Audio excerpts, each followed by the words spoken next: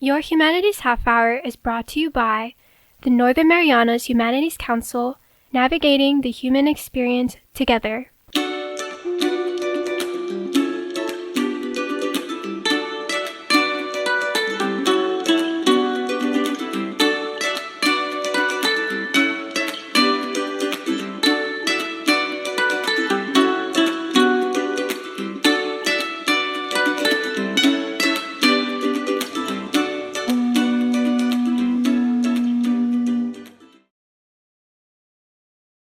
Hafide, Tero, and welcome to Your Humanities Half Hour. I'm Catherine Perry, and today we are chatting with the top winners of the Northern Marianas Humanities Council's My Marianas Writing Contest for 2024. And joining us in this half of the show is the first place winner, Jhaylin Cruz. Jhaylin, welcome. Oh, hi. How did you feel when you found out you had won first place? To be honest, I was shocked because I mainly participated in the essay contest for extra credit from my AP Lang class. Oh, really? So I didn't really expect I would win. So you kind of joined out of obligation. Mm-hmm. Yeah. And here you are, you won. What do you think about that? I think that I should really keep an eye out for any of the events that the Humanities Council has and that writing does make you money. Very good, very good. This year's essay theme, and I think we should make a note that you actually had joined before, and you didn't win, you didn't place, and this year, now you're the top guy, so it just goes to show, keep trying. Yeah. But this year's theme is Through Generations. What was the title of your essay? So the title of my essay was From Firewood to Stovetop. What's it about? And I basically wrote about where my mom grew up and how she was raised into this lifestyle, or basically how she learned how to cook and how she immigrated from Saipan and built a family of her own and kids, of course. And she taught those kids like me how to cook, basically. What do you think is the most important thing you learned from your mom about cooking? Eating. That's right. It's got to taste good, right? Yeah. Forget about how you cook it. In the end, it's got to taste good. I mean, as long as it's cooked and not raw, so. So, learning about how your mom used to cook, is this a story she used to tell you, or how do you know about how she grew up cooking? She would tell me whenever I didn't really want to be next to the stove or a knife or basically cooking in general, I wouldn't be in the kitchen unless the food was done. Why did you choose to write about this part of your family life? I'm gonna be honest, prior to writing the essay, I didn't really have a lot of ideas to use, and I just didn't have anything to write about. Then one time, when I was sitting in my house and my kitchen, I was writing with my computer on the dining table. My mom was cooking, and I looked at her and I was like, "Mom, what are you making?" And she said, I actually forgot what she was making, but she said, "Oh, I'm making blah, blah, blah." And I was like, "Oh, okay." Then I started writing for some reason. So it's kind of like they say when you have writer's block, just start writing. So you just started writing and you wrote your way all the way to first place. That's you might have some talent there. I hope so. Could we ask you to share a little bit from your essay? Oh, yes. 1 second. Sure. Just anywhere? Yeah, whichever part you'd like to share. Okay, so I guess I'll start with the first paragraph. Sure. So right now. Born and raised in La Union, Philippines in the early 70s, my mother's childhood was marked by the rhythms of agrarian life on a rice farm. She toiled the fields planting cash crops, such as tobacco, herded goats for milk, and most importantly, learned how to cook. Growing up in the midst of poverty, her family struggled to make ends meet while cultivating their small farming property. Despite the financial hardships, my mother and her grandmother cooked their family meals in a rustic clay pot over an open fire, fueled by firewood foraged from the surrounding jungle. This humble upbringing instilled in them a deep appreciation for Filipino cuisine, with flavorful aromas and mouth-watering recipes like adobo, tinola, sinigang, and pinakbet, becoming staples of our family's table. These dishes, passed down through our family, serve as a testament to the enduring resilience of our culinary heritage. As my mother eventually built her own family on Saipan, she carried with her the recipes and traditions that have shaped our cultural identity. So, speaking of adobo, sinigang, do you know how to cook any of those? Yeah. Yeah, learn from your mom. What does the rest of your essay talk about? You know how they say like a short story or an essay should have like an arch? Like a summary? Yeah, where does it take us? So I guess like after the first paragraph, it shifts through how my mom teaches me how to cook and like my fears in the kitchen. That then it eventually shifts from my mom teaching me how to cook to her getting deported to the Philippines and COVID happening and like a bunch of stuff happening as well. And like after 3.5 years of her leave, my family was able to like bring her back, and that's when like I applied for a job at a local restaurant, and yeah. Do you find writing easy? You mentioned that you kind of did this because you could earn extra credit. It's come easy to you, or was this a little bit difficult? I guess the most difficult part about writing is having an idea to write about, but like once you know what to write about, then the words just start flowing in. So yeah. I was going to ask, what do you enjoy about the process, but did you enjoy the process, maybe is the question. Well, not really, because when I got the idea of what to write, there's like just so many other ideas coming in, and I can't really put it down on paper or like on my computer and try to make it out as cohesive as possible. So that was really a struggle. You had too many ideas. What would you advise other young people who might want to join the essay contest in the future, or any other contest, or maybe even just write for the fun of it? You have any advice from your first place position? To be honest, I don't really want to give them advice, so I can probably win next year.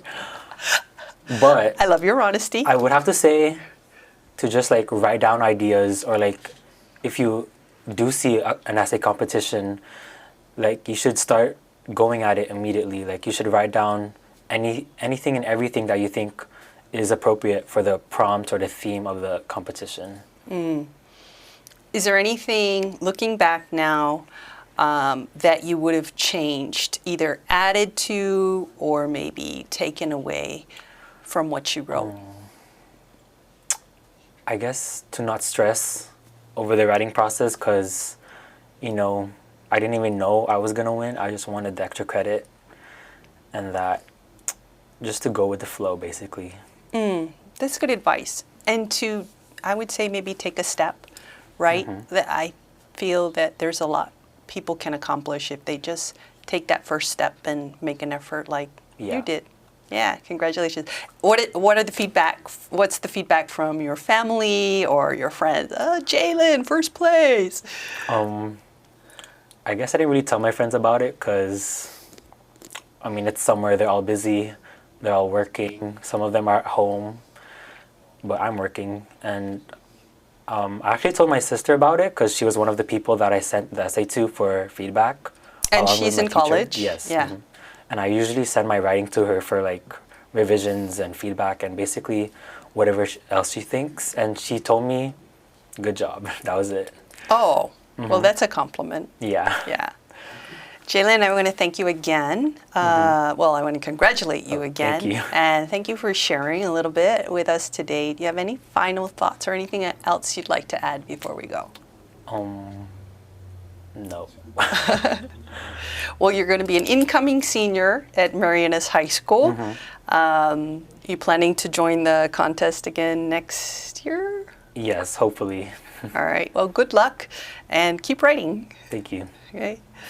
Our guest today has been Jhaylin Cruz. He's the first place winner in the My Marianas Writing Contest held by the Northern Marianas Humanities Council. When we come back, we'll talk with the second place winner after this break.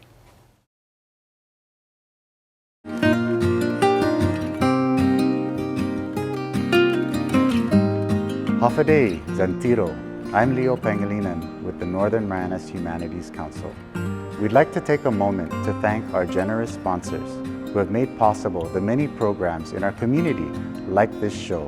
We couldn't have done it without them. And if you value the work we do and would like to make a contribution to our efforts, we ask that you consider making an in-kind or cash contribution to the Northern Marianas Humanities Council. Any amount is appreciated, and donations of up to $5,000 qualify for an educational tax credit. We appreciate your partnership and support. Sidhus Maasi, Olomai, and thank you.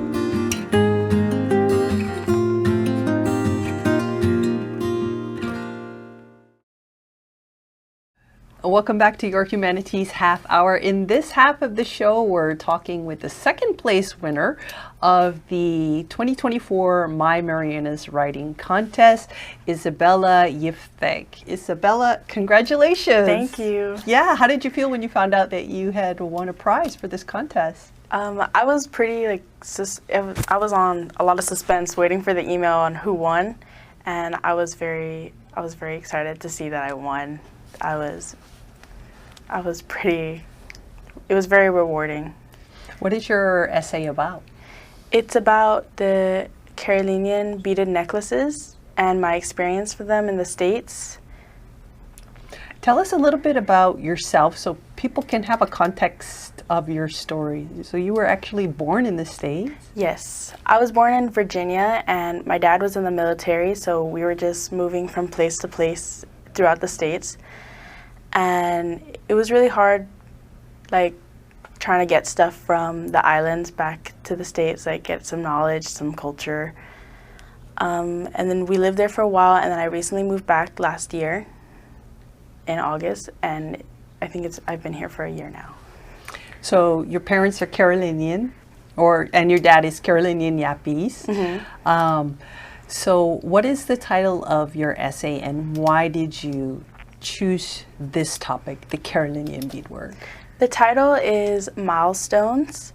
I chose the topic of the beaded necklaces because it's something I was most familiar with in the States. Like, I never really almonded anyone in the States.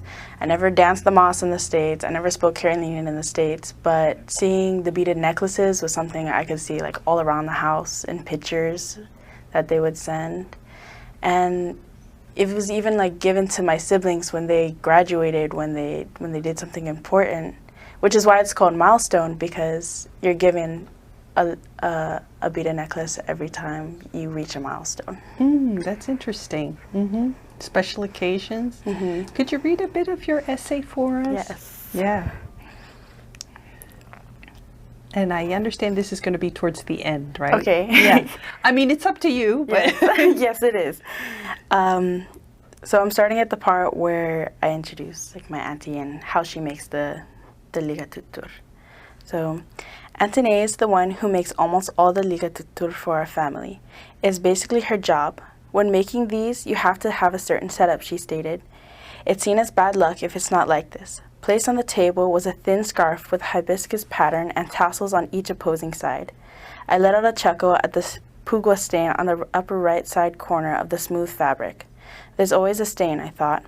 On top of it was the needle, beads, and string organized according to the steps of making a liga tutur. It's important to learn how to make one so you're prepared to make more for the next generation. That's how the tradition is passed on. Who are we making this for? I asked. Your god sister. Her baptism is this weekend, she replied, not taking her eyes away from the beads in her calloused hands. Seeing it done had evoked a question. Had I gotten one from my baptism? Of course you had one at your baptism. What kind of question is that? Mom rolled her eyes, not giving it a second thought.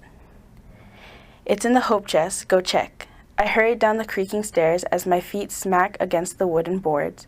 The hope chest was beneath the stairs, begging me to rummage through it. I kneeled down and placed my hand on the chipped sides. I struggled to lift the massive lid.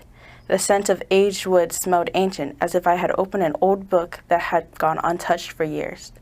Stuffed within were newspapers, old concert tickets, and dozens of liga tuturs, each carefully enclosed in its own Ziploc bag. My fingers brushed against the smooth surface of one of the plastic bags tucked away in the corner. I pulled it out and examined its contents. There laid a liga tutur, My Liga Tutur. The Ziploc bag bore the name Bella written in bold, permanent marker, and with the necklace were photos of the baptism. I reflected on photos I found of me in the church as I gripped onto my beaded necklace, looking into my life as it just began, reflecting on what, as a child, could my mind and heart process. Being cradled in the gentle embrace of water, feeling a sense of belonging wash over my infant body, the lights blinding my eyes while an elderly man does the sign of the cross, a cool liquid trickling down my hair, running down my neck, sending an instant shiver down my spine.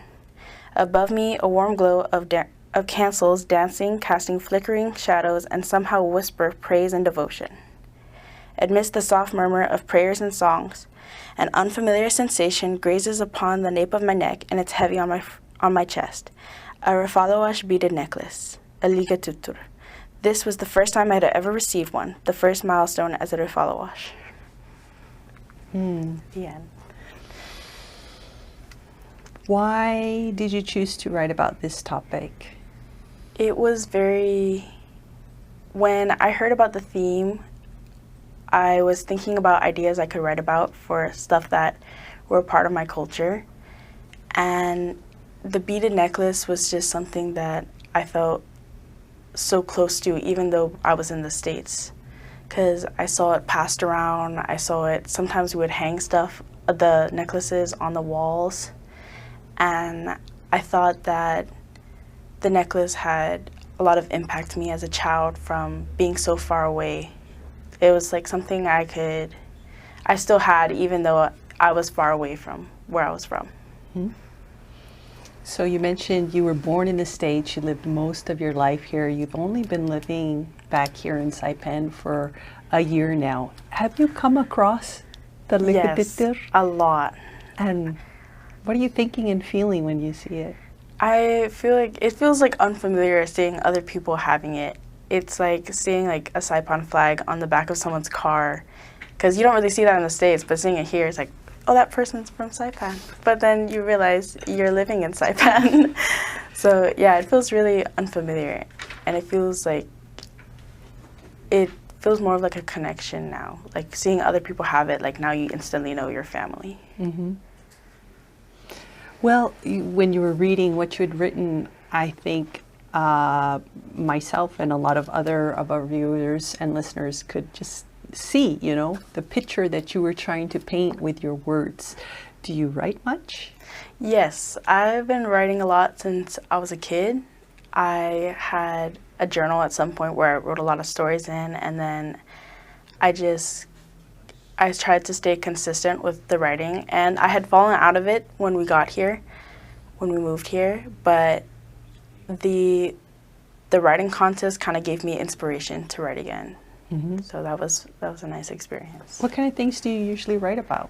I usually write about like memoirs, like stuff that I had experienced, because I feel like that's the stuff that I can connect to the most when I'm writing. Mm-hmm. With writing fiction, it can be kind of hard because you don't always see from the perspective of the person you're writing. But, since it's about me, I know what I'm writing about. So you're the expert. Yeah. Yeah.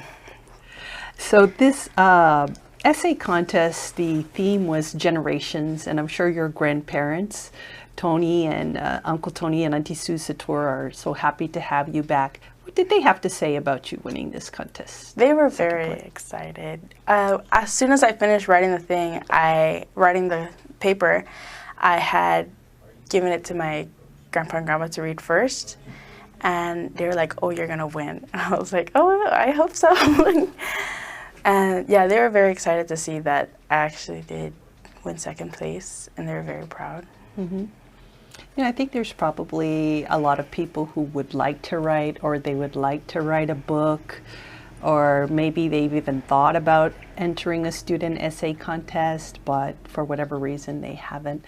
What is your process for starting and writing, and do you edit the stuff that you write, like your personal memoirs, or? First, I like to have like a theme on what I'm writing, so that way I can have inspiration on what to write, because drawing is next.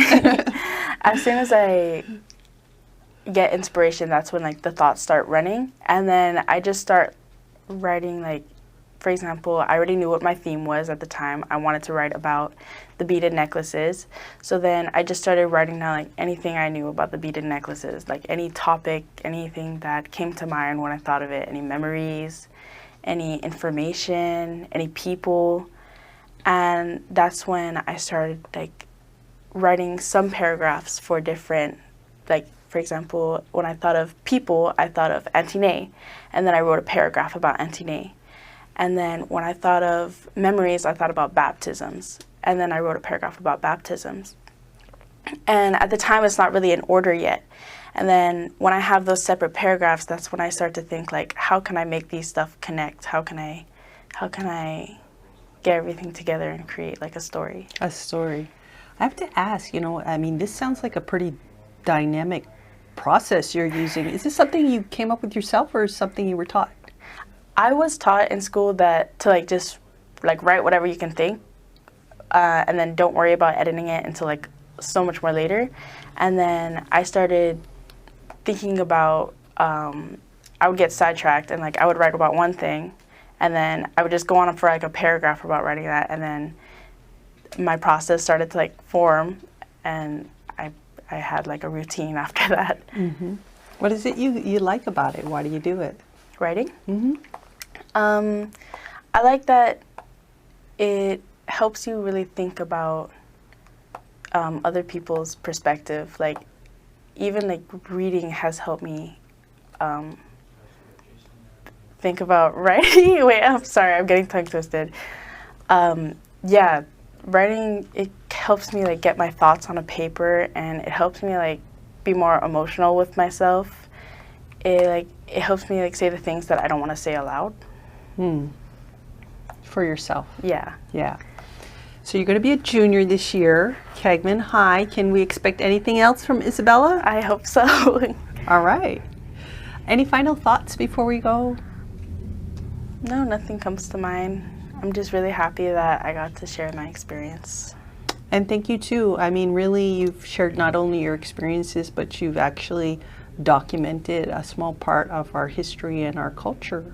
So I'm excited to see what you may come up with next, and congratulations. Thank you. Our guest today in this half of the show has been Isabella Yiftheg. She is the second place winner in the Northern Marianas Humanities Council's 2024 My Marianas Writing Contest. This has been your Humanities Half Hour. I'm Catherine Perry.